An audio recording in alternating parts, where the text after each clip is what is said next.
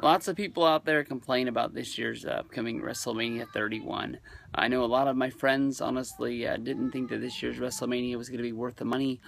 Some people said that their plane ticket was going to cost too much. Some people said that just it cost too much money to come to California. Some people said that they bailed out because they didn't like the direction that WWE was going. They didn't want to have to see, Roman Reigns beat Brock Lesnar. It wasn't the guy that they thought was going to be going down to it.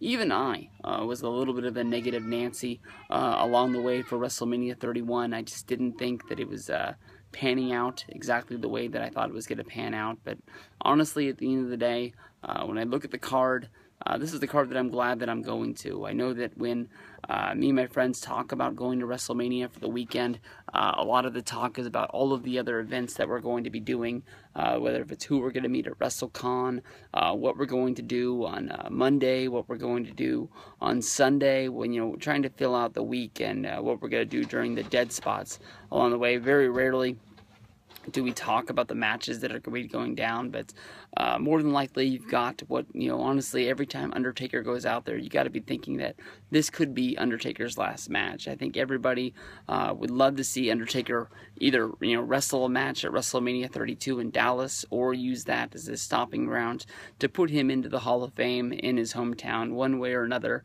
One of those things are going down, and WrestleMania 31 will be one of his last matches, if not his not his last.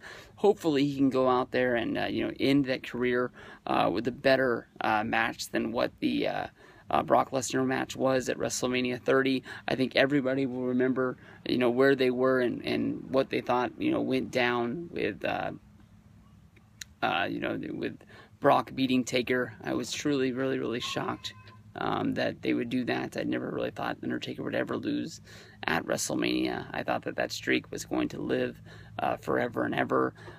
Roman Reigns versus Brock Lesnar, there's lots of talks. Every day you get on Twitter, every day you go online and you look to see what the talk is about WrestleMania 31.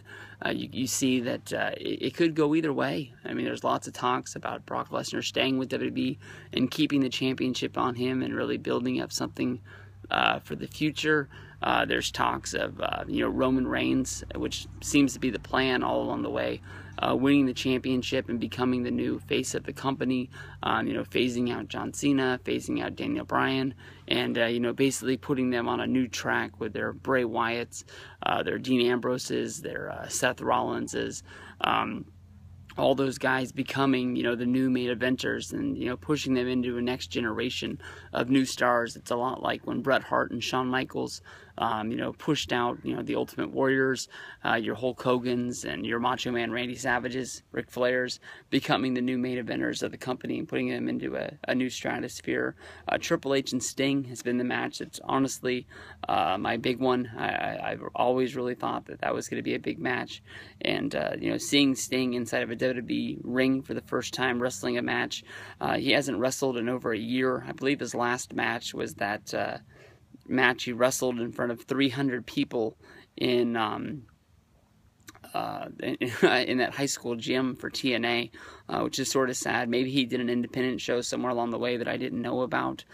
Besides for that, he's just been doing, autograph signings, and he showed up at a few Monday Night Raws and the Survivor Series along the way, hyping up this match. We still really haven't got an answer of why he wants to take out Triple H, but I don't think we really care. I think they really want to just see the match and see what goes down. The ladder match is going to be fun. Those guys are going to be going out there, all of them trying to make a name for themselves, trying not to get killed, but more than likely with these ladder matches, you always see some sort of injury along the way. I know that it's going to be a spot fest with RKOs at the end of SmackDown, really helping hype everybody up for Randy Orton versus Seth Rollins.